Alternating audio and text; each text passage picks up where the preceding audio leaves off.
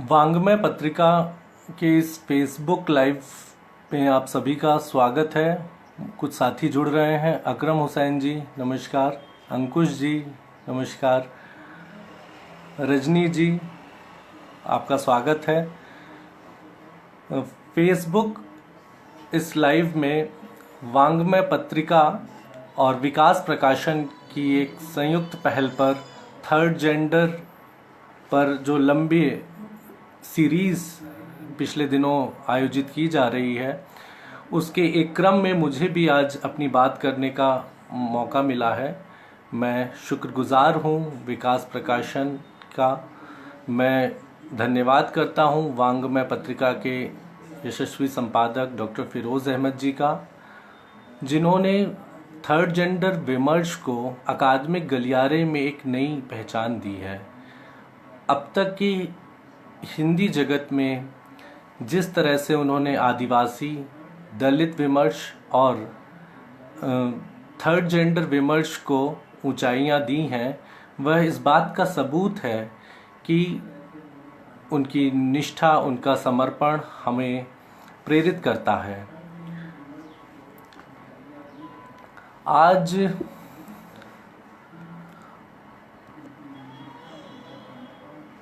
आज जिस विषय पर मुझे अपनी बात कहनी है, वो आत्मकथाओं के आईने में थर्ड जेंडर। उससे पहले मैं इस अवसर को याद करना चाहूँगा जिसने मानव इतिहास का एक ऐसी त्रासदी के रूप में हमें सौंपा है, जो कोविड-19 वैश्विक महामारी से हम गुज़र रहे हैं, जिस दौर से हम आज जिसका सामना हम कर रहे हैं। इसने मानव मूल्यों और मानवता पर एक अदृश्य तरह का संकट पैदा कर दिया है। यह संकट विश्व युद्ध से कतई कम नहीं है, जब मौत की प्रतीक्षा में उदासी के इस मौसम में हम सब इस बात की परवाह कर रहे हैं कि इस संकट से कैसे उबरा जाए, इस संकट का सामना कैसे किया जाए और मनुष्यता को बनाए रखने के लिए, उन मूल्यों को मजबूती देने के लिए कैसे हम साहित्य के माध्यम से सृजनात्मक बने रहें। तो इस अवसर पर मैं अपनी बात एक ऐसे समुदाय विशेष के बारे में कहना चाहूँगा जो समाज में लगभग अदृश्य की तरह व्याप्त हैं। जाति और जेंडर के विभाजन, श्रेणीबद्ध विभाजन से इतर इस समुदाय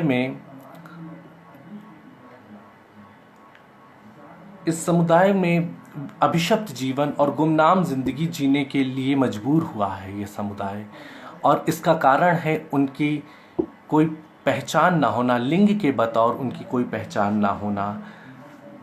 आप देखें कि उत्तर आधुनिक समय में जिस तरह से नए अस्मिता समूहों का उदय होता है और ये हाशिए की अस्मिताएं एक आंदोलन के रूप में अपनी पहचान बनाने के लिए संघर्षरत दिखाई देती हैं, तो उनकी वह आवाज़ आत्मकथा के रूप में हमारे सामने आती है। दलित आत्मकथाएं, स्त्री आत्मकथाएं, आदिवासियों की भी आत्मकथाएं या उनके साहित्य हमारे सामने इस बात का प्रमाण है कि कैसे वे अस्मिताएं अपनी आवाज़ को बुलंदी दे रही हैं। इसी क्रम में मैं कुछ बातें थर्ड जेंडर के उन आत्मकथाओं के बारे में कहूँगा जिनकी चर्चा साहित्यिक जगत में हुई है, पाठकों ने उन्हें सराहा है और एक विमर्श की पीठिका तैयार की है। ये सारी आत्मकथाएं मूलतः अलग अलग भाषाओं में लिखी गई हैं, कुछ बांग्ला में, कुछ तमिल में, कुछ मराठी में, और इनका हिंदी अनुवाद या अंग्रेज़ी अनुवाद प्रकाशित है, हमारे सामने है। और इन आत्मकथाओं के अलावा कुछ आत्मवृत्तांत भी हमारे सामने हैं, जिनमें हिजड़ों की कहानी, उन्हीं की ज़बानी किसी दूसरे लेखक ने लिखी है। इस क्रम में मैं कुछ नृतत्व शास्त्रीय अध्ययनों की भी चर्चा करना चाहूँगा, जिन्होंने थर्ड जेंडर पर विस्तृत और व्यापक अध्ययन के लिए एक पीठिका तैयार की। इस क्रम में एक पुस्तक आती है, neither man nor women, the hijras of India, 1990 में प्रकाशित सेरेना नंदा का यह अध्ययन। सेरेना नंदा जो मूलतः अमेरिकन लेखक और नृतत्व शास्त्री हैं, उन्होंने भारत के हिजड़ा समुदाय के विभिन्न हिजड़ों से व्यक्तिगत बातचीत के आधार पर इस पुस्तक में हिजड़ा समुदाय के सामाजिक सांस्कृतिक अध्ययन को प्रस्तुत किया। इस पुस्तक के बाद एक पुस्तक का जिक्र करना चाहूँगा जिसमें हिजड़ों की मतलब विविधता पर चर्चा की गई है। Invisible man inside India's trans masculine network. ये पुस्तक नंदिनी कृष्णन की 2018 में प्रकाशित है। आत्मकथाओं से अलग या इतर ये पुस्तकें उन थर्ड जेंडर की आपबीती को अपने अध्ययन का विषय बनाती है, जिसमें female to male transgender people या ट्रांस मैस्कुलिन पीपल, मतलब कि वो स्त्रियां जिनके एक शरीर में एक पुरुष की भावनाएं विद्यमान रही हैं, ऐसे थर्ड जेंडर पर यह अध्ययन प्रस्तुत है। और इन सब के बरक्स हम उन आत्मकथाओं को और बेहतर समझ पाएंगे जिनकी चर्चा मैं आगे करूंगा। 1990 के दशक में एक चर्चित प्रेस फोटोग्राफर दयानिता सिंह परिदृश्य में आती हैं और लगभग 10 वर्ष के अपने अनुभव वह मोना अहमद नाम की ट्रांसजेंडर के साथ जो उनके जीवन का लंबा अनुभव रहा, उसके आधार पर एक पुस्तक तैयार करती हैं, माई सेल्फ मोना अहमद। ये 2001 में प्रकाशित स्केलो पब्लिशर्स से पुस्तक छपती है। दयानिता सिंह ने इस पुस्तक में असल में यह एक पुस्तक कोलाज है उन मोना अहमद की स्मृतियों का, उनके चित्रों का, उनकी जीवन पर केंद्रित दूसरे कुछ बड़े शख्सियतों का। और मोना अहमद, जैसा कि नाम से जाहिर है, मोना उनका लड़की के रूप में जो नाम उनके इच्छित नाम था वो है, और अहमद उनके परिवार का दिया हुआ नाम। मतलब Mona is a female nomenclature of that human being and Ahmad is male name. But Dayanita Singh कहती हैं कि she is just Mona, but to her family she is Ahmad. इस पुस्तक के हवाले से लिखा गया है कि in life you can get everything except a child and love unless you are blessed. Mona की इस पीड़ा को इस किताब में देखा जा सकता है कि वह स्त्री तो बन गई, लेकिन उसे वह प्यार नहीं मिला जो स्त्री के रूप में उसे इच्छित था, या उसे वह मातृत्व का सुख नहीं मिला जो उसे इच्छित था। इस किताब के बारे में मैं एक मोना का अपना जो वक्तव्य है उसका कुछ पंक्तियां पढ़ना चाहूँगा। मोना कहती है कि everyone who meets a eunuch meets him for some purpose of their own. Either it is money or to write articles about eunuchs to find out what a eunuch is like inside, which we do not tell. हिजड़ों के बारे में एक चीज प्रायः प्रसिद्ध है कि वे अपने निजी जीवन की बातें जाहिर नहीं करते, और अपने डेरे के बाहर के लोगों के लिए तो वे इस बात का खास ध्यान रखते हैं कि उन्हें अपनी समुदाय के बारे में कोई खास जानकारी नहीं देते। तो मोना से जब इस तरह के लोग संपर्क करते रहे होंगे जिन्होंने उसके जीवन के बारे में जानना चाहा होगा, तो मोना इन सब बातों को लेकर बहुत सतर्क और सजग रही, और इसीलिए शायद दयानिता सिंह को 10 साल का लंबा समय इस किताब को प्रकाशित करने या इस तैयार करने में लगा रहा होगा। एक बात और मोना कहती हैं कि everyone makes their own little theories and no proper research. उसे अपनी इस बात पर विश्वास भी नहीं था कि वो शोधकर्ता जो उससे मिलना चाहते हैं या जो लोग उसके जीवन को जानना चाहते हैं वो क्या उसकी सही बात लिखेंगे। वह अपनी सुनी सुनाई कही बातों को या जो अफवाह के रूप में ऐसे समुदाय के बारे में बातें प्रसिद्ध हैं, क्या उन्हीं को आधार बनाकर बाजार में चटपटे ढंग से बेचने के लिहाज से वो पुस्तकों में अपनी बातें रखेंगे। लेकिन जब दयानिता सिंह का एक लंबा संपर्क उसे यह आश्वस्त करता है कि नहीं, वह उसकी कहानी कहेगी। तो वो कहती है कि so many people have come to ask me about my life when I was young, but I have not told anyone. It is the first time I am telling my story because I know you will write it in the way I want and you will not add spice to sell. इसमें मोना के जो आत्म वक्तव्य है वह असल में स्केलो publishers के प्रबंधक को लिखे हुए ईमेल हैं।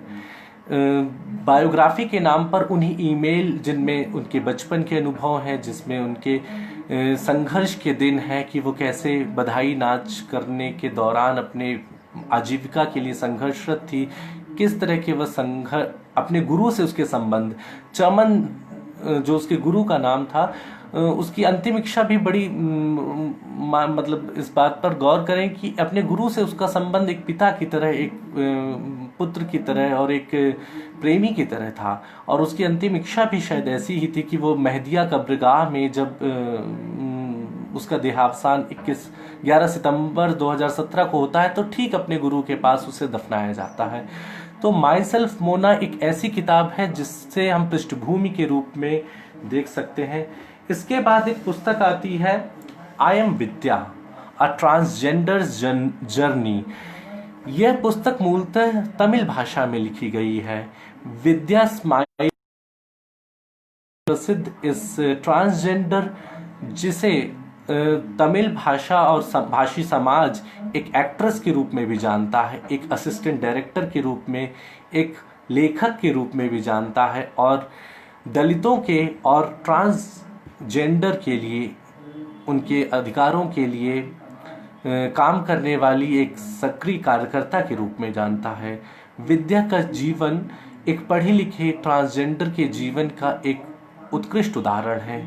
वह भाषा विज्ञान जैसे विषय में एमए करती है और अपने समाज को एक दिशा देने का काम करती है। यह मेरे व्याख्यान में कुछ किताबों के नाम एक परिचय के रूप में ही रहेंगे, क्योंकि यह पुस्तकें हिंदी में उपलब्ध नहीं हैं, लेकिन मैं अपनी बात को सूत्र रूप में इन पुस्तकों के बहाने भी कहूँगा। तीसरी पुस्तक आती है the truth about me, a hijra's life story. A Revathi, जो एक तमिल भाषी हिजड़ा है, उसकी आत्मकथा है। यह पुस्तक सन 2010 में आती है। मूल पुस्तक जाहिर सी बात है कि तमिल भाषा में ही लिखी गई होगी, लेकिन इसका अंग्रेजी अनुवाद 2010 में the truth about me, a hijra's life story. Tamil Nadu के नमक्कल जिले में नर शिशु के रूप में दोरासामी, जो रेवती का बचपन का नाम है, इस रूप में उसका जन्म होता है। एक किसान परिवार से रेवती आती है, जहां किसानी के अनुभव का अपने बचपन के दिनों की याद करते हुए जिक्र करती है। वह लिखती है कि पिता और भाई या नौकरों के साथ खेत में काम करते हुए उसे बहुत अश्लील लगता था, क्योंकि उसे लुंगी को अपने ऊपर बांध करके एक नग्न, उसे इस अवस्था में काम करना ऐसा लगता था कि वह नग्न है। तो लुंगी पहनकर ये काम उसे अश्लील लगता था, और घर में जाहिर सी बात है कि किसान परिवार से होने के नाते उसे एक मेहनतकश परिवार के सदस्य के रूप में ही रहना था। तो वह इस सबसे ऊब कर अपनी स्त्री होने की भावना के चलते वह घर छोड़कर दिल्ली चली जाती है। और दिल्ली में जब उसे वही सारे मुश्किलातों का सामना करना होता है जिनसे हिजड़ा आमतौर पर दो चार होते हैं, वही बधाई के रूप में अपने आजीविका चलाना, गुरु और चेलों के जो संघर्ष हैं उनसे भी दो चार होना, वो भीख मांगने से लेकर यौन कर्म करने तक, वो सारी गतिविधियों में अपने को शामिल करके उस स्त्री को पाने की इच्छा से कोशिश में, कवायद में वह सब कुछ करती है। लेकिन होता वही उल्टा है कि वह इन सब कार्यों के बावजूद स्त्री होने की अपनी इच्छा को प्राप्त नहीं कर पाती। इसके बाद वह उस दलदल से निकलकर तमिलनाडु में वापस आती है, अपनी उस धरती पर जहां वह हिजड़ों के लिए फिर से काम करना शुरू करती है और एक सामाजिक कार्यकर्ता के रूप में संगमा नाम की संस्था के माध्यम से वह हिजड़ों के स्वास्थ्य, उनके संघर्ष, उनके अधिकारों के लिए एक सामाजिक अभियान की तरह काम करती है। रेवती का योगदान या इस आत्मकथा ने बहुत सारे ट्रांसजेंडर्स को प्रेरित भी किया और उसने उन एक संगमा के विभिन्न आयोजनों के माध्यम से उन ट्रांसजेंडर्स को शिक्षित करने का भी प्रयास किया, जो अब तक केवल बधाई करके या सड़कों पे नाच कर या कहें कि वह अपने जीवन को किसी तरह पेट पाल रहे थे। उसने उन्हें शिक्षा के माध्यम से प्रेरित किया और सन 2004 में एक पुस्तक आती है तमिल भाषा में,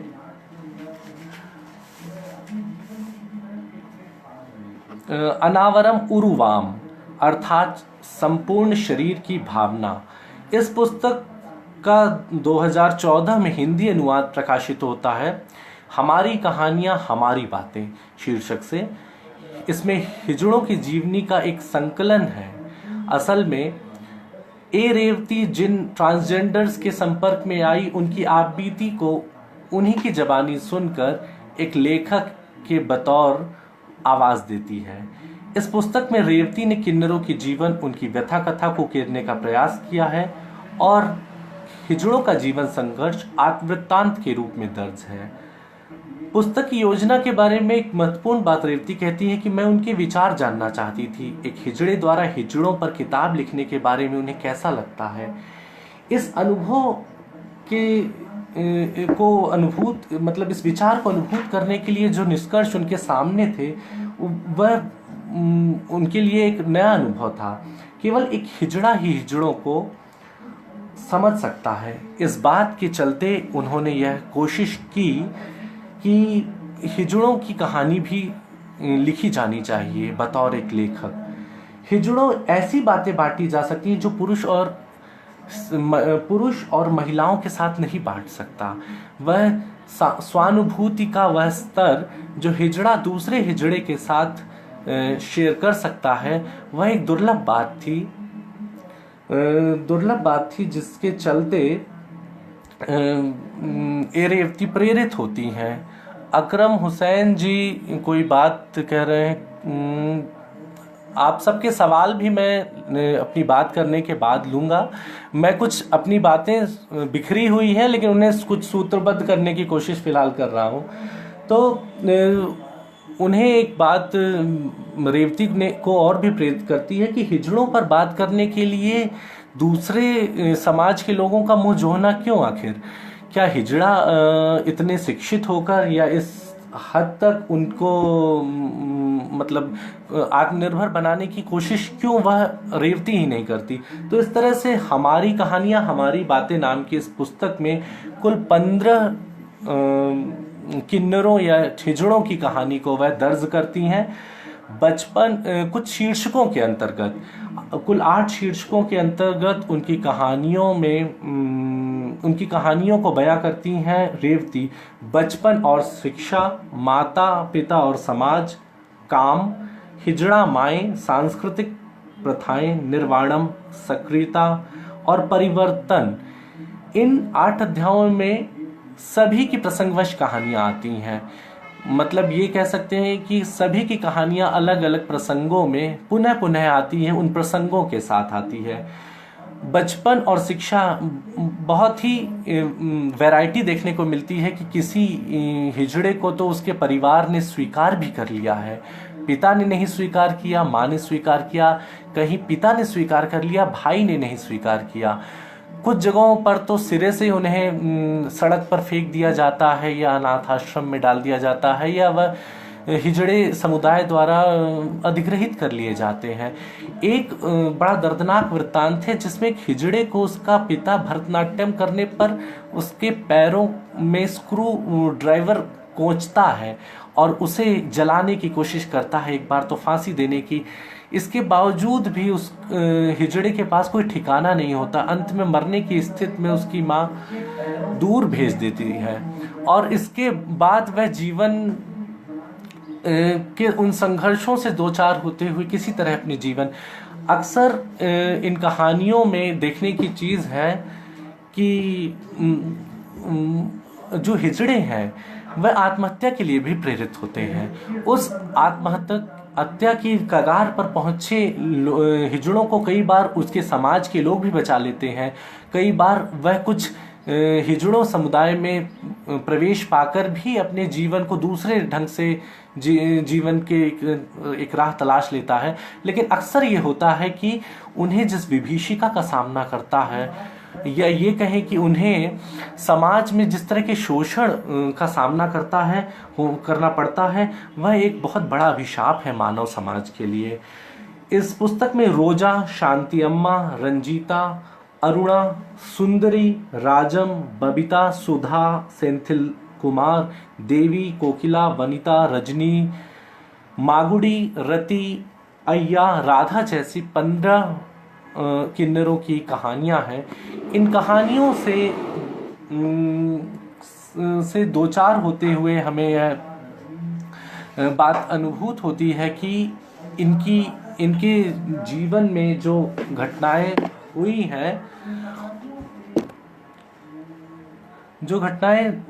हैं, वो सामान्य नहीं है। और इतनी घटनाओं के बावजूद अगर कोई जीवन की उनकी जिजीविषा को सलाम नहीं करता तो यह मानवीय समाज की एक बड़ी विडंबना ही मानी जाएगी। एक बड़ी बात और कि निर्वाणम जैसे अध्याय में उस खतना प्रथा का भी उल्लेख है जो जेनिटाइल म्यूटिलिफिकेशन हिजड़ों का किया जाता है। इस संदर्भ में एक प्रथा का उल्लेख करना चाहूँगा कि कुछ हिजड़े तो अपने प्राकृतिक रूप में ही स्त्री भाव के साथ जीने को स्वीकार करते हैं। कुछ अपने पुरुष रूप को त्याग कर डॉक्टर से उसका सेक्स चेंज करवाते हैं। लेकिन हिजड़ों में एक बड़ा वर्ग ऐसा भी है जो निर्वाणम करवाता है हिजड़ों के द्वारा ही, और उन हिजड़े डॉक्टर से ही कराता है। यद्यपि वह असुरक्षित है पूरी तरह, और कई बार उनकी मृत्यु भी जिसमें हो जाती है, मतलब एक उपयुक्त प्रचार के अभाव में उनकी मृत्यु एक सामान्य घटना की तरह है। लेकिन इन सांस्कृतिक प्रथाओं या इन परिवर्तन और इन सक्रियताओं का उल्लेख इसलिए ज़रूरी है कि ये सारे संदर्भ उस हिजड़े समाज के लिए प्रेरणा की बात है, जो उनके उत्थान में काम कर रही संस्थाएं हैं, उनके जीवन के परिवर्तन की दिशा में काम कर रहे लोग हैं, या उन NGOs के माध्यम है जिनके द्वारा हिजड़ों के अधिकारों के लिए लड़ाई जारी है। इस बात के साथ मैं हमारी कहानियाँ और हमारी बातें का संदर्भ पूरा करूँगा कि रेवती कहती कि इन कहानियों में हिजड़ों की न कोई आवाज़ है, न नाम, न परिवार, न इतिहास, न प्यार, न सोच, न खुशी, न गम, न हक, न व्यक्तित्व। हिजड़े अदृश्य हैं। यह संकलन इस चुप्पी को तोड़ता है। ये कहानियाँ न कोई सफाई है, न विनती, न माफ़ी। यह एक समुदाय की आवाज़ है, उस सम्मान और समझ के लिए जिसके वे पूरी तरह हकदार हैं।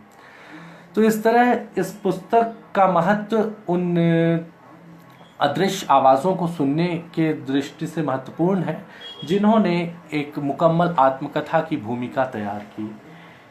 इस कथात्मक पुस्तक के बाद जिस किताब की चर्चा मैं करने जा रहा हूँ वह एक चर्चित आत्मकथा है और एक चर्चित शख्सियत की आत्मकथा है, जो एक सेलिब्रिटी थर्ड जेंडर है, लक्ष्मी नारायण त्रिपाठी। लक्ष्मी नारायण त्रिपाठी को भारतीय समाज किन्नर अखाड़े के महामंडलेश्वर के रूप में जानता है, और किस तरह उसने एक पुरुष के रूप में जन्म लेने के बावजूद हिजड़ा समुदाय में दीक्षित हुआ, और किस तरह से उस समुदाय में दीक्षित होने के बाद उस समुदाय के अधिकारों और उसकी आवाज़ को बुलंदी पहुंचाने के लिए एक अभियान के तौर पर एक सामाजिक कार्य और एक सामाजिक एक्टिविस्ट के रूप में काम किया। इस आत्मकथा की शुरुआत होती है पूर्वी उत्तर प्रदेश के सरयू पारीण चंद्रदेव चंडीनाथ त्रिपाठी के बड़े बेटे राजू के बचपन की स्मृतियों से। ठाणे के उस सिद्धेश्वर तालाब के किनारे एक कच्चे घर में माँ, पिता, बड़ी बहन मिंटू, छोटे भाई शशि और राजू की जिंदगी के साथ। बचपन में राजू बहुत बीमार रहता है और कमज़ोर होने के कारण वह अपने उम्र के बच्चों के साथ उस तरह से घुल मिल नहीं पाता जिस तरह से उसकी उम्र के दूसरे बच्चे घुल मिलते हैं। लेकिन नृत्य का शौक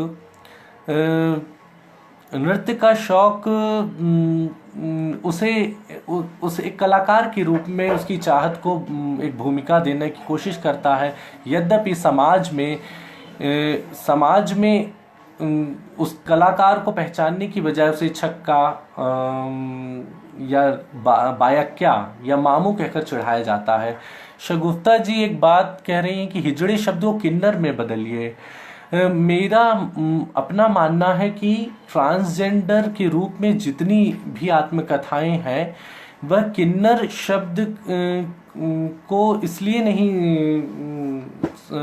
एक्सेप्ट मेरी दृष्टि में कि किन्नर हिमाचल प्रदेश की एक जनजाति है और वहाँ की विधानसभा में 2015 या 2014 के आसपास एक एक्ट पास हुआ था जिसमें उन्होंने उनके किन्नर जाति के प्रयोग को लेकर आपत्ति दर्ज की थी। इसलिए मुझे लगता है कि हम किसी भी नामकरण को लेकर अगर पर्टिकुलर है तो वह किसी भी समुदाय दूसरे विशेष की भावनाओं को आहत करना नहीं हमारा उद्देश्य होना चाहिए। इसलिए मैं बार बार थर्ड जेंडर या हिजड़ा समुदाय ऐसे ही नामों से किन्नर समुदाय को मतलब बुलाना चाहूँगा। बहुत सारे लेखक गण महेंद्र भीष्म जी और भी इसमें जुड़ रहे हैं, आपका सर स्वागत है। मैं बात लक्ष्मी नारायण त्रिपाठी की कर रहा था। तो जब अपने नृत्य और कला के शौक के चलते लक्ष्मी नारायण को छक्का या मामू कहकर बुलाया जाता है तो उसके अंदर एक हीनता बोध आ जाता है। उस हीनता बोध का असर यह होता है कि वह औरतों की तरह जो भावनाएं उसके अंदर थी वह और प्रबल रूप में सामने आने लगती हैं और इसके परिणाम स्वरूप जब उसका बचपन में कुछ लड़कों द्वारा कुछ शोषण होता है, उसके बाद उस यद्यपि कि वह जबरदस्ती उसके साथ यौन शोषण किया गया है, लेकिन उस शोषण के परिणाम स्वरूप उसमें जो स्त्री की भावना है वह प्रबल हो जाती है। यह एक आश्चर्यजनक तथ्य इसलिए भी है क्योंकि लड़की की भावनाएं तो थी लेकिन पुरुष के प्रति उसके अंदर वितृष्णा नहीं आती, पुरुष के प्रति एक आकर्षण का भाव आता है और इस आकर्षण के चलते वह पुरुष की ओर आकर्षित होता है, अपने से बड़ी उम्र के रोहन की ओर, उसके बाद रवि की ओर, और इन प्रेम संबंधों में वह सेक्स का आनंद भी उठाता है। उसकी आत्मकथा में इन सारे प्रसंगों का जिक्र भी है। इसके बाद जब वह चौथी क्लास में रहता है तो उसे अपने ये अनुभव उसे अनुभव अपने असहज लगते हैं और वह अपनी एक संगीता आंटी को इन बातों का जिक्र करता है और संगीता आंटी उसे अशोक राव कवि का संदर्भ देती हैं जो गे सर्कल चलाते हैं और वहाँ पहुंचकर उसे इस बात का इत्मीनान आश्वस्ति मिलती है कि उसकी वह जो भावनाएं हैं वो एबनॉर्मल नहीं है, बल्कि वह कहते हैं कि तुम एबनॉर्मल नहीं हो बच्चे, नॉर्मल ही हो, एबनॉर्मल है ये हमारे आसपास की दुनिया, यह हमें समझ नहीं सकती। इसके बाद वो गे कम्युनिटी में शामिल कर लिया जाता है। गे कम्युनिटी में शामिल होने के दौरान ही लक्ष्मी का संपर्क कुछ ऐसे किन्नरों से होता है जो बार डांसर के रूप में काम करते हैं और उनके बहाने लक्ष्मी उन बार डांसर की ज़िंदगी के करीब आती है। उन बार डांसर्स के जीवन की जो विभीषिका है वह इस रूप में कि एक तो औरत होने के चलते उन्हें शोषण का शिकार, और दूसरा नाचने वाली होने के बावजूद अंग बेचने वाली होने का जो दंश उनके जीवन पर होता है, अपने घर परिवार को पालने की जो जिम्मेदारी है, इसके चलते वह गहरे रूप से इनके जीवन को देखने के बाद लक्ष्मी महसूस करती है कि तवायफ की ज़िंदगी भी बहुत कठिन है। जबकि लक्ष्मी अपनी आत्मकथा में एक बात कहती है कि वह तवायफ होना चाहती थी। वो तवायफ होने की मेरी तीव्र इच्छा थी। एक बार का पूरा सेटअप मेरी ये चाहत पूरे करने वाला था, और इसीलिए शायद बार डांसर के रूप में भी लक्ष्मी अपने उन अनुभवों को अपनी आत्मकथा में दर्ज करती है। यहीं पर एक बात मैं कहूँगा कि इन सारे अनुभवों के बीच लक्ष्मी की पढ़ाई कभी बाधित नहीं हुई, वह निरंतर चलती रही। जब मैं आत्मकथा पढ़ रहा था तो उसमें एक प्रसंग आता है जहाँ लक्ष्मी की मीठी बाई कॉलेज का जिक्र है। मुझे लगा ये मीठी बाई नहीं, शायद मीठा भाई होगा, लेकिन मैंने जब गूगल किया तो उसमें देखा कि मीठी बाई कॉलेज कोई सामान्य कॉलेज नहीं है। उसकी नोटेबल एल्यूमिनाई में काजोल, करीना कपूर, अजय देवगन, बॉबी देओल और बहुत सारे वो सेलिब्रिटी कलाकार हैं जो उस कॉलेज में पढ़ते हैं। इस कॉलेज के अपने अनुभव के बारे में लक्ष्मी जो कहता है कि मैं वह बताना चाहूँगा, इसलिए क्योंकि सामान्य पाठक को वह चीज़ असहज लगेगी, और मुझे भी यह चीज़ असहज ही लगी थी प्रथम पाठ में। कॉलेज में लेक्चर्स बंक करना मेरा जन्मसिद्ध अधिकार था। असल में मीठी बाई कॉलेज अत्याधुनिक कॉलेज था, और उस पर मैं बहुत फैशनेबल था। कभी पुरुष के तो कभी औरत के कपड़े पहनकर आता था। परसोनी 113 डार्क लिपस्टिक मेरा पसंदीदा था। बढ़े हुए नाखून उनके बढ़े हुए भाग में छेद करके उसमें रिंग डाले रहता था। मेरी मस्ती जारी थी। वहाँ पर मुझे कोई हंसता नहीं था, कोई चिढ़ाता नहीं था। मीठी बाई का माहौल ही कुछ ऐसा था। कॉलेज के आसपास काफ़ी सारे पब्स थे। वहाँ हमेशा म्यूज़िक, हमेशा पार्टियाँ जारी रहती थी। मैं वहीं रहता था, कॉलेज शुरू होने हो तब भी और छूटने के बाद भी। इस परिवेश ने लक्ष्मी को एक बोल्ड किस्म का व्यक्तित्व प्रदान किया, और उसका वह बोल्डनेस उसके हिजड़े बनने के बाद भी काम आया। वरना तुलनात्मक दृष्टि से देखा जाए तो अन्य सभी हिजड़े या थर्ड जेंडर अपने जीवन को लेकर बहुत आशंकित रहते हैं, और उन्हें अपने जीवन को लेकर जो असुरक्षा का बोध होता है, या ये कहें कि जो समाज से उनका डर होता है, उसके चलते वह कुछ खास बड़ा नहीं कर पाते। लेकिन लक्ष्मी के साथ इस बात की विशेषता थी कि वह पूर्ण रूप से शिक्षित था। इसके अलावा उसके परिवार में भी माता पिता और परिजनों का उसको पूरा समर्थन प्राप्त था, और वह परिजनों का समर्थन केवल इस बात से नहीं था कि उन्हें उस पर उसके चाल चलन या पहनावे पर आपत्ति थी। वह उसके इस बात को लेकर भी आश्वस्त किसी हद तक थे कि जब पड़ोसियों ने उसके चाल चलन या उसके पहनावे पर आपत्ति की तो उसकी माँ ने एक बार ज़रूर उससे ज़रूर पूछा, लेकिन कभी ये नहीं कहा कि तुम इन सब चीज़ों को छोड़ दो।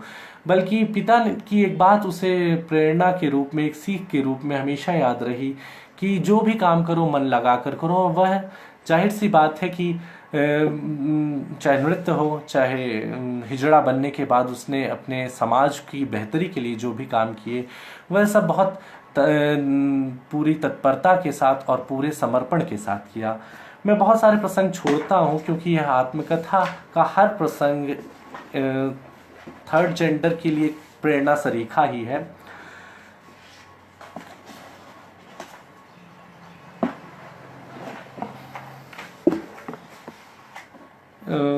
बार में लक्ष्मी का एक संपर्क शबीना नाम के हिजड़े से होता है, और हिजड़े से संपर्क के बाद वह उनके समुदाय के बारे में जानने की इच्छुक होती है, उनसे संबंधित साहित्य भी पढ़ती है और फिर यह तय करती है कि उसकी जो स्त्री की भावनाएं हैं उन्हें मुकम्मल पहचान एक हिजड़े के रूप में ही मिल सकती है।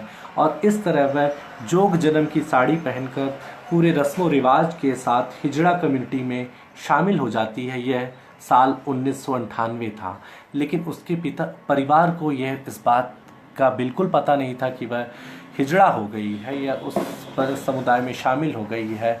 सन 2000 में एक धारा 377 को खत्म करने के लिए देश में आंदोलन होता है और उसी दौरान जी न्यूज़ पर एक बाइट देने के दौरान लक्ष्मी एक अपना जो वक्तव्य देती है उसके प्रसारित होते ही उसके घर परिवार वालों को ये पता चलता है कि लक्ष्मी एक हिजड़ा है। घर में तूफान मच जाता है, परिवार वाले नाराज होते हैं। शशि से लेकर पिता इस बात को स्वीकार नहीं कर पाते कि लक्ष्मी का यह जीवन आखिर किस तरह उनकी आंखों से बचा रह गया। क्या वह इस बात को लेकर फिक्रमंद नहीं थे कि लक्ष्मी किस तरह से आखिर उनकी आंखों के नीचे इस दूसरी दुनिया में पहुंच गया। लेकिन लक्ष्मी अपने फैसले से अडिग रहता है और वह उस समुदाय के से जब एक बार जुड़ जाता है तो अपने उस समुदाय के उत्थान या उसके समुदाय के संरक्षण की जिम्मेदारी को अपने कंधे पर उठाता है। इसके बाद लक्ष्मी के कई चेले बनते हैं और उसके परिवार को विस्तार मिलता है। लक्ष्मी दाई के नाम से एक संस्था से जुड़ता है और फिर उसके अध्यक्ष के रूप में ठाणे और मुंबई के इलाकों में थर्ड जेंडर या हिजड़ों के संरक्षण और उनके स्वास्थ्य के संदर्भ में बहुत सारी योजनाओं को कार्य रूप देता है और सरकारी मदद के भी मुहैया कराता है। इसके बाद सन 2006 में लक्ष्मी अस्तित्व नाम की एक संस्था की स्थापना करता है जिसका उद्देश्य कम्युनिटी को, हिजड़ा समाज को बुनियादी रूप से सक्षम बनाने का था और हिजड़ा के और समाज के देखने का जो नज़रिया है उसे बदलने का था। और इस क्रम में या इस मुहिम में ग्लोबल विजन नाम की संस्था के साथ मिलकर वह गरीबों के लिए भी काम करता है। और इस तरह हम देखते हैं कि लक्ष्मी एक व्यापक समाज से जुड़ता है। हिजड़ा समाज को या समुदाय को मुख्यधारा में उचित स्थान देने के लिए लक्ष्मी उन्हें कला से भी जोड़ता है। अपने नृत्य के हुनर को वह उन हिजड़ों में भी आरोपित करता है और उन्हें टैलेंट शोज और मंचों से हिजड़ों की प्रतिभा को एक मुकम्मल पहचान देता है। इसमें कुछ फोटोशूट्स में भी वह खुद भी भाग लेता है लक्ष्मी, जिसमें क्लियोपेट्रा के रूप में फोटोग्राफर तेजल शाह की फ़ोटो के लिए वह गेटअप में आता है और उन बहुत सारे हिजड़ों को जो रैंप वॉक या मॉडलिंग से जुड़ते हैं उनको भी एक आत्मनिर्भर भविष्य देता है। इसके अलावा थर्ड जेंडर पर आधारित बिटवीन द लाइंस में भी हिजड़ों के जीवन पर आधारित जो फिल्म थी उसमें भी उन्हें रोल दिलाता है। तो ये सब बहुत एक ग्राउंड लेवल पर बहुत बड़ी चीज़ें थी जिनके चलते लक्ष्मी एक आंदोलनकारी भूमिका तैयार कर रहा था। मतलब उसकी वह बोल्डनेस, उसका वह आत्मविश्वास उस बड़े समुदाय के उन उपेक्षित, उन हाशिए के लोगों के लिए एक मजबूत कंधे की तरह थे। इन सब के पीछे लक्ष्मी की एक जो बड़ी सोच थी वह थी कि उस अदृश्य समाज को विजिबिलिटी बढ़ाने की ज़रूरत है और इसीलिए टीवी रियलिटी शो से लेकर उन सारे लोकप्रिय माध्यमों पर लक्ष्मी अपनी दस्तक देता है। 10 का दम हो, बिग बॉस जैसे सीरियल में लक्ष्मी की लोकप्रियता भारतीय समाज से अपरिचित नहीं है और बूगी वूगी जैसे सीरियल में डांस मेंटर की तरह वह शुरुआत भी करता है। 10 का दम, सच का सामना, इस तरह के सीरियल में एक ब्रांड की तरह लक्ष्मी अपने को स्थापित करता है। लक्ष्मी का जब एक सेलिब्रिटी और एक ब्रांड एम्बेसडर की तरह समाज के सामने एक उदाहरण के रूप में आता है, तो उसके जीवन से प्रभावित होकर मराठी के पारू नायक 2011 में एक उपन्यास लिखते हैं, मी काही नहीं, जिसमें एक्टिविस्ट हिजड़े की जो छवि वह पेश करते हैं वह पूर्ण रूप से लक्ष्मी से ही प्रभावित है। भारत में ही नहीं, लक्ष्मी ने थर्ड जेंडर कम्युनिटी की आवाज़ को सुदूर विश्व में पहुंचाने के लिए अनेक विदेश यात्राएं भी की। इसमें Asia Pacific network for sex worker द्वारा गठित सिविल सोसाइटी टास्क फोर्स के बतौर सदस्य यूनाइटेड नेशन जनरल असेंबली में HIV एड्स पर होने वाले स्पेशल सेशन में भाग लेना एक उपलब्धि की तरह ही है। और इस अनुभव के साथ वह विश्व स्तरीय कॉन्फ्रेंसेस में थर्ड जेंडर की एक मुकम्मल आवाज़ बनती है। अपनी इन यात्राओं में लक्ष्मी की मुलाकात उन ट्रांसजेंडर समुदाय के लोगों से भी होता है, उन जो विभिन्न क्षेत्रों में संघर्षरत हैं और सृजनात्मक कार्य से जुड़े हैं। कुछ ट्रांसजेंडर्स जिनका जिक्र लक्ष्मी अपनी आत्मकथा में करती है, उसमें क्रिस नाम की एक ट्रांसमैन से उसे प्यार भी हो जाता है।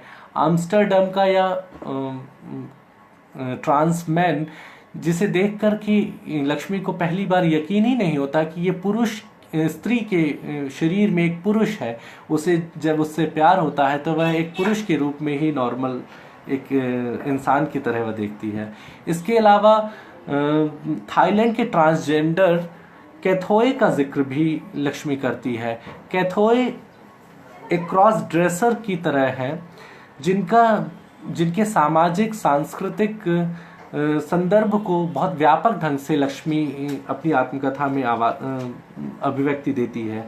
वह कहती है कि कैथोए वहाँ के लेडी बॉयज़ हैं, बचपन से क्रॉस ड्रेसिंग करने वाले, मतलब लड़कियों के जैसे ही हाव भाव रखने वाले लड़के। उन्हें कोई अलग तरीके से पुरुष मानते हैं, कोई अलग तरीके की औरत, तो कोई थर्ड जेंडर। कैथोए शब्द उनकी भाषा में अर्थी परी या रानी होता है और उसी तरह उन्हें समाज में माना जाता है। इन कैथोए की पूरी संरचना के बहाने लक्ष्मी थाईलैंड के उस समाज की पड़ताल भी करते हैं जिसमें उन्हें एक अभिशप्त जीवन जीने के लिए विवश किया गया, लेकिन इसके साथ ही वह उन सामाजिक आंदोलन की भी चर्चा करते हैं जिसके ज़रिए कैथोए अपनी भूमिका या अपनी अस्मिता के लिए एक संघर्षरत हैं। यह आत्मकथा मूलतः एक किन्नर की आत्मकथा से ज़्यादा कहें कि हिजड़ा समुदाय के इतिहास, उसकी परंपराओं और जीवन शैली से संबंधित उन मिथकों या उन अफवाहों या उन तथ्यों से भी पर्दा उठाती है, जिनके या उन पूर्वाग्रहों से पर्दा उठाती है जिनके चलते समाज ने इन्हें उपेक्षित कर रखा है। लक्ष्मी एक महत्वपूर्ण बात कहती है कि हिज्र मतलब आत्मा, पवित्र आत्मा।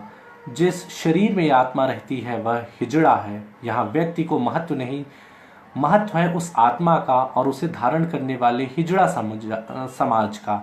इस समाज से भगवान प्यार करते हैं और इसीलिए उसने उनके लिए एक अलग राह, एक अलग जगह तैयार की है जो हमेशा की स्त्री पुरुष की कक्षा से बाहर है। स्त्री और पुरुष इन दो रेखाओं के बीच के हम, बिटवीन द लाइंस के मर्म को अगर हम समझें तो हिजड़ों के अभिशप्त जीवन को हम सुंदर बनाने की ओर जागरूक हो सकेंगे। इस पुस्तक के परिशिष्ट में थर्ड जेंडर या ट्रांसजेंडर या थर्ड जेंडर की उस अवधारणा को भी परिभाषित किया गया है जिसमें यूनक और बहुत सारे नामकरण थर्ड जेंडर के लिए प्रयोग में किए गए हैं। और इसमें एक उस थर्ड जेंडर के लिए एक विशेष भाषा के लिए भी वकालत की गई है जो स्त्री और पुरुष की भाषा से बिल्कुल अलग होगी और इस भाषा के सर्वनाम के लिए ही और शी के लिए हिज और हर और हिज के लिए हिज जैसे शब्दों के प्रयोग की भी स्थापना की गई है। बहरहाल हिंदी में इस आत्मकथा को संभव करने के लिए शशिकला राय और वैशाली सुरेखा बनकर का हिंदी जगत इस बात का साधुवाद देता है कि उन्होंने मराठी से इस आत्मकथा को हिंदी में अनुदित किया। यह आत्मकथा मूलतः वैशाली रोड़े के माध्यम से लिखी गई है। मतलब यह एक तथ्य इसलिए जरूरी है कि सारी आत्मकथाओं में लेखक वह हिजड़े के अलावा एक सहयोगी लेखक भी रहा है। लक्ष्मी की इस आत्मकथा को उसकी ज़बानी सुनने के बाद वैशाली ने इसे शब्दबद्ध किया। हिंदी के में इस किताब का भरपूर स्वागत हुआ। इसके बाद लक्ष्मी की एक किताब आती है अंग्रेजी में, red lipstick the man in my life. 2016 में प्रकाशित इस पुस्तक से हिंदी पाठक अपरिचित हैं क्योंकि यह पुस्तक अंग्रेजी में लिखी गई है और इस प्रोजेक्ट में लक्ष्मी के साथ पूजा पांडे एडिटर और लेखक के बतौर जुड़ी, जिन्होंने ठीक वैशाली की तरह एक लंबे बातचीत की श्रृंखला में मुलाकातों के बाद यह पुस्तक तैयार की। इस पुस्तक में लक्ष्मी ने उन पुरुषों के बारे में लिखा है जिन्होंने उसे लक्ष्मी बनाया। दूसरे शब्दों में वे पुरुष जिन्होंने उसका उपभोग व अपमान किया और जिनका बदले में उसने उपभोग और इस्तेमाल किया। वे पुरुष जिसे उसने प्यार और सम्मान दिया और जिन्होंने उसके प्यार को सहेजा और संवारा। इस तरह वे सभी पुरुष जिनका उसके जीवन में गहरा असर रहा। इन पुरुषों में लक्ष्मी के पिता, लक्ष्मी के दोस्त, उसका छोटा भाई, उसके संगी साथी, उसके डेरे के चेले और वह राजू जिसके अंदर लक्ष्मी का अस्तित्व विद्यमान था। वह राजू जो अपने शरीर से मुक्त होने के लिए लक्ष्मी बना। ये इस लक्ष्मी स्वीकार करती है कि यह उस किताब का सबसे संवेदनशील पक्ष है क्योंकि उसकी आवाज़ के बिना यह पुस्तक अधूरी मानी जाती। इस पुस्तक में कुछ ऐसी चर्चित शख्सियतों के भी नरेशंस को शामिल किया गया है, जिनमें से मानवेंद्र सिंह गोहिल, भारत के वह राजकुमार जिन्होंने अपनी पहचान गे के रूप में प्रसारित की, उनके उस संदर्भ या कहें कि उनके उस संस्मरण को भी इस किताब में दर्ज किया गया है, जिसमें वह बताते हैं कि उनके जो संगीत गुरु रहे उन्होंने हिजड़ों की एक नकारात्मक छवि मानवेंद्र के जेहन में पुख्ता कर दी थी। इस पुख्ता छवि को से मुक्ति तभी मिलती है जब वह पहली बार लक्ष्मी से मुलाकात करते हैं। तो लक्ष्मी के बहुआयामी व्यक्तित्व को समझने के लिए इस पुस्तक को पढ़ा जाना भी ज़रूरी है। लक्ष्मी की आत्मकथा के बारे में एक बात मैं कहना चाहूँगा, क्योंकि यह आत्मकथा पढ़ते समय मुझे कई बार लगा कि लक्ष्मी को जो कुछ मिला वह क्या सभी किन्नर समुदाय के लिए संभव है। मुझे लगता है कि बिल्कुल नहीं है संभव है। लक्ष्मी के आत्मकथा के बहाने इस पुस्तक में प्रदीप पाटकर की एक भूमिका है। यह एक मनोरोग चिकित्सक हैं। इन्होंने लिखा है कि लक्ष्मी के तैयार होकर सामने आने के बाद मन में ऐसी आस भी जागी है कि भारतीय हिजड़ों के दुख भरे अंधेरे चितजों में कहीं दूर ही सही सवेरा जरूर दिखाई देगा। लक्ष्मी ऐसा कर सकी, इसके पीछे काफ़ी सारी बातें थी। लक्ष्मी की तमाम खूबियों ने हिजड़ों के प्रश्न को वैश्विक स्तर पर लाकर खड़ा किया। लक्ष्मी की मेहनत को सराहा गया, यह सच है, पर बाकी हिजड़ों का यथार्थ वैसा नहीं है। स्टेज तो छोड़ ही दीजिए, भीड़ में उनके लिए जगह नहीं है। उनको जोर जोर से तालियां बजाते हुए कार की खुली खिड़कियों पर आकर जाकर भीख मांगने या शरीर बेचने जैसी रोजी रोटी कमानी पड़ती है। रात में जहां मिले वहीं किसी कोने में सो जाना, अपने अपने ग्रुप और गुरु के आदेश को बिना ना नुकुर किए मानना और इस तरह अपमान झेलना अपनी तिरस्कृत जिंदगी को मरते दम तक ढोना और मन ही मन घुटते हुए समाज के सामने जिंदगी को रहस्य बनाकर रखना, गृहस्थी, बाल बच्चे, सम्मान सहित समाज में घूमने जैसी बातों के बारे में तो वे सपने में भी नहीं सोच सकते। इस कथन के आलोक में मुझे उन सारे स्ट्रीट ट्रैफिक लाइट्स पर भीख मांगते, ट्रेन में पैसा वसूलते किन्नर का जीवन याद आया। बिल्कुल इसलिए क्योंकि लक्ष्मी जैसी हाई प्रोफाइल लाइफ उनके लिए संभव नहीं थी, और इसके अलावा लक्ष्मी को जो पारिवारिक सपोर्ट मिला, या ये कहें कि उसे जो सुविधाएं मिली, वह उन सबके लिए भी संभव नहीं थी। लेकिन इस लक्ष्मी की आत्मकथा इस मायने में महत्वपूर्ण है कि उसे एक उदाहरण के तौर पर देखा जा सकता है कि कैसे एक हिजड़ा पुरुष एक हिजड़े का जीवन स्वीकार करने के बावजूद समाज के उस नकार को स्वीकार में बदलता है। यह जिंदगी नामा इस मायने में भी ज़्यादा महत्वपूर्ण है कि उसने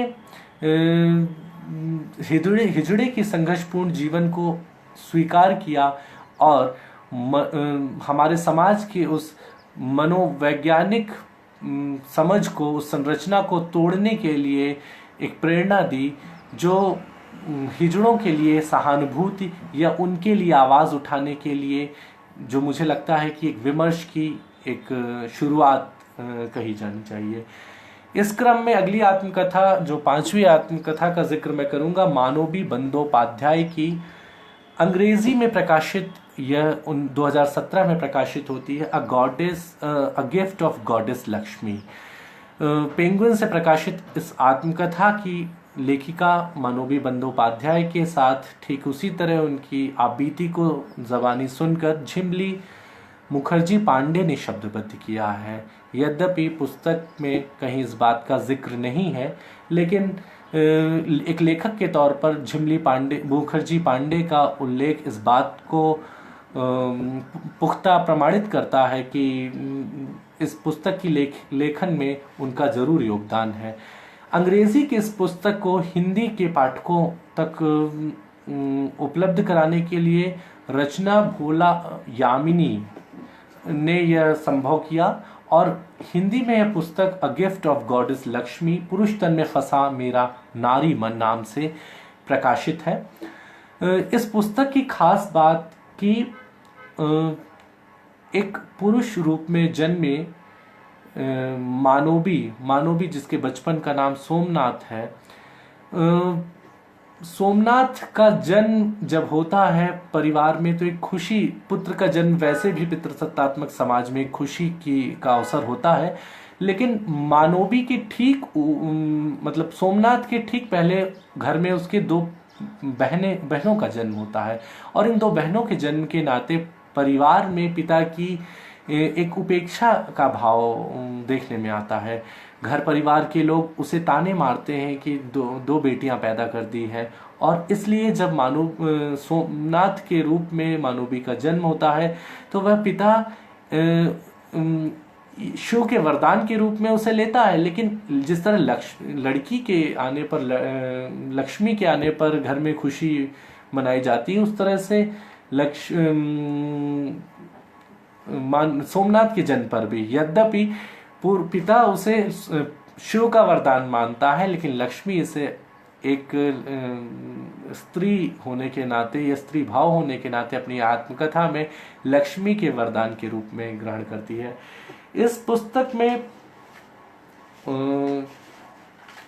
ठीक वही सारे अनुभव प्रकारांतर से देखने में आते हैं कि किस तरह परिवार उसे स्वीकार नहीं करता, और किस तरह स्वीकार किन किन स्तरों पर करता है, और किन मुश्किलों के साथ वह अपनी शिक्षा जारी रखती है, किस तरह वह समाज में अपने साथ संगी बच्चों के साथ उसी तरह से शोषित होती है, यौन शोषण उसका होता है उसके रिश्ते के कजिन के साथ। लेकिन ठीक लक्ष्मी की तरह ही इसके अंदर उस पुरुष के प्रति कोई वितृष्णा का भाव नहीं आता, उल्टे उसके मन में उनके प्रति आकर्षण का भाव ही पैदा होता है। इस आत्मकथा में एक मतलब एक समानता देखी जाएगी कि सभी ट्रांसजेंडर ठीक एक ही पद्धति से जीवन यापन करते हैं। उन सभी के जीवन में नाच गाने को लेकर एक समान तरह का आकर्षण है, और इन्हीं वजहों से शायद उनके अंदर वो स्त्री वाली भावनाएं जागृत भी होती हैं, प्रबल होती हैं, जिसके कारण उन्हें यह महसूस होता है कि शायद वे गलत वजूद के साथ अपने जीवन को जी रहे हैं। एक रेफरेंस आता है इस किताब में,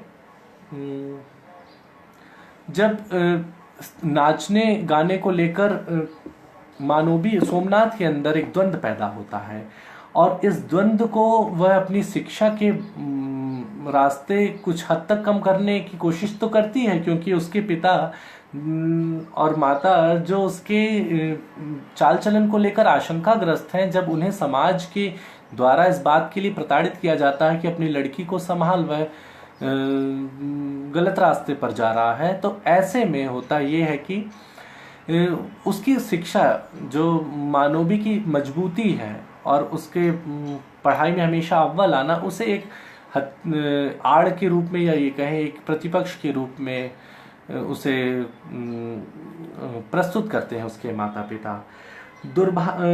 एक कथन है, दुर्भाग्य के काले बादलों के बीच आशा की सुनहरी किरण थी कि मैं पढ़ाई में बहुत अच्छी थी। मैं कक्षा में सदा अच्छे अंकों के पास होती और सबके मुंह पर ताले लग जाते। दरअसल जब मेरे माता पिता को सबकी ओर से लताड़ मिलती कि वे अपने बच्चे को गलत रास्ते पर जाने से नहीं रोक पा रहे हैं, वे बड़े गर्व से मेरे अंक दिखाकर कहते कि उनका बेटा इतना जीनियस है, तभी तो सबसे थोड़ा अलग दिखता है। मुझे एहसास हो गया था केवल इसी तरह से मैं असमानता के इस जंग को जीत सकती थी। इस ईमानदारी के चलते मानोबी अपनी शिक्षा पूरी करती है। हाई स्कूल के बाद हायर सेकेंडरी, फिर उसके बाद बीए के बाद वह एमए करती है और एमफिल और अंततः पीएचडी की डिग्री प्राप्त करती है। यह पूरा शिक्षा ग्रहण करने की जो संघर्ष सोमनाथ के रूप में मानोबी तय करती है, यह जुझारूपन उसके व्यक्तित्व को एक थर्ड जेंडर के लिए एक आइकॉन के रूप में प्रस्तुत करता है। इस यात्रा में बहुत सारे, इस जीवन यात्रा में बहुत सारे ऐसे प्रसंग हैं जिनमें उनकी प्रेम प्रसंगों का या पुरुषों से संबंधों का जिक्र आता है। उन सारे प्रसंगों में प्रायः नाम बदल करके पुरुष पात्रों का जिक्र है।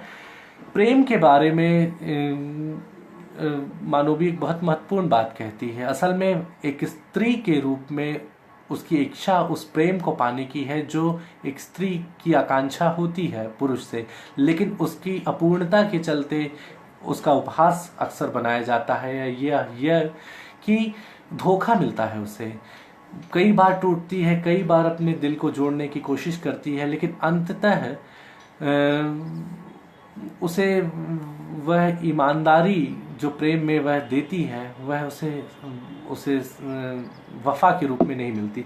प्रेम को लेकर एक महत्वपूर्ण बात, प्रेम मेरे जीवन की सबसे बड़ी छलना रही, पर फिर भी मैं कभी प्रेम या प्रेम करने से नहीं हारी। जब भी मैं अपने एक के बाद एक सामने वाले उन विविध प्रेम प्रसंगों का स्मरण करती हूँ तो एक गहरी हृदय विदारक आह के सिवा कुछ सुनाई नहीं देता। हर अनुभव ने मेरे दिल को ठेस पहुँचाई, मेरे वजूद को चूर चूर किया, पर यह अपने एक साथ नई अनुभूति लेकर आता जो मुझे पहले से कहीं परिपक्व और आत्मविश्वासी बना जाती है। इस आत्मकथा में कई सारे प्रेम प्रसंगों की चर्चा है। मानोबी जो सोमनाथ के रूप में एक पुरुष वेश में ही है, लेकिन अपनी स्त्री भावनाओं के कारण समाज द्वारा लांछित होता है। एक समय ऐसा आता है जब वह तय करती है कि अपने लिंग का परिवर्तन करवाकर वह एक स्त्री के रूप में जीवन यापन करे, और सोमनाथ के बाद मानोबी का जन्म होता है। यद्यपि इस आत्मकथा में शुरू से पूरी कहानी एक स्त्री के रूप में ही चलती है, जबकि लक्ष्मी की आत्मकथा में पूर्वार्ध का हिस्सा उसे एक पुरुष के रूप में डील करता है, और बाद का हिस्सा जहां वह घोषित रूप से हिजड़ा बन जाती है, उसके बाद वह स्त्रीवाची भाषा में उस आत्मकथा का बयान करता है। इस लिहाज से यह आत्मकथा शुरू से ही स्त्रीवाची भूमिका के रूप में सामने आती है। एक कॉलेज की प्रिंसिपल के रूप में मानोबी एक समाज में जगह बनाती है, और इसके बाद एक लेखिका के रूप में भी बंगला में कुछ उपन्यास लिखती है।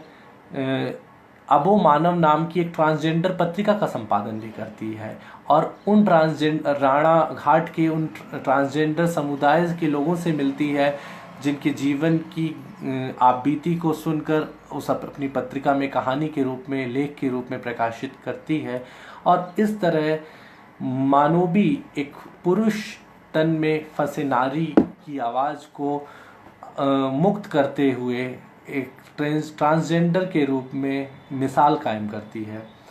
मुझे लगता है कि मेरा समय काफ़ी ज़्यादा हो गया है, यद्यपि इस आत्मकथात्मक वृत्तांतों में मैं पायल का भी जिक्र इसलिए ज़रूरी है क्योंकि घोषित रूप से आत्मकथात्मक पुस्तक है, लेकिन मैं पायल भी आप बीती ही है। महेंद्र भीष्म की इस रचना को आत्मकथात्मक उपन्यास की श्रेणी में रखा जाए, यह साहित्यिक आलोचना के पैमाने पर तो यही इसे मानना ज़रूरी भी है, लेकिन इसमें चूँकि आत्मकथात्मक शैली में किन्नर गुरु पायल की संघर्ष को बयां किया गया है, तो इस पुस्तक को भी इसमें पढ़ा जाना चाहिए। मैं आप सारे सुधी श्रोतागणों ने, जिन्होंने बड़े धैर्यपूर्वक मेरी बातों को, गड्ढमड्ढ मेरी बातें हैं और बहुत सारी बातें विशृंखल भी थीं, लेकिन आपने बड़े ध्यान से और धैर्य के साथ मुझे सुना। विकास प्रकाशन कानपुर का मैं आभारी हूं कि उन्होंने थर्ड जेंडर पर महत्वपूर्ण साहित्य को प्रकाश में लाया है, और डॉक्टर फिरोज़ खान जी का और डॉक्टर शगुफ्ता नियाज़ जी का मैं आभारी हूं, जिन्होंने थर्ड जेंडर के पर केंद्रित साहित्य को न केवल प्रकाशित किया, उसे अकादमिक बहस के हिस्से के रूप में अपनी बात रखने के लिए एक पुरजोर एक प्लेटफॉर्म मुहैया कराया। उनकी उस व्याख्यान श्रृंखला में अब तक आए व्याख्यानों से आप लाभान्वित हुए होंगे, लेकिन इसी क्रम में मुझे आज अपनी बात रखने का मौका दिया। यह विषय असल में विस्तृत शोध का एक विषय है। मैंने कुछ सूत्र ही आप तक अपनी बातों के रूप में पहुंचाने की कोशिश की है। मेरे संगी साथी, मेरे शुभचिंतक रजनी जी, सुघोष जी, अंकुश गौतम जी, राजवीर दिखाई दे रहे हैं, बहुत सारे मेरे अंकिता मिश्रा जी, दीपंकर पाठक जी, महेंद्र भीष्म जी, आप सभी ने मुझे सुना, अपना समय दिया। प्रियंका गर्ग जी, पूरा व्याख्यान आपने बड़े धैर्य के साथ सुना। बहुत अव्यवस्थित सी बातें थी, लेकिन आप सब ने मुझे यह समय दिया, इसके लिए मैं बहुत शुक्रिया अदा करना चाहूँगा, और पुनः धन्यवाद। और इस उम्मीद के साथ कि आत्मकथाओं के आईने में थर्ड जेंडर के संघर्ष को, उनकी आप बीती को और मुकम्मल ढंग से पहचान मिलेगी और उन्हें सुना जाएगा। बहुत धन्यवाद।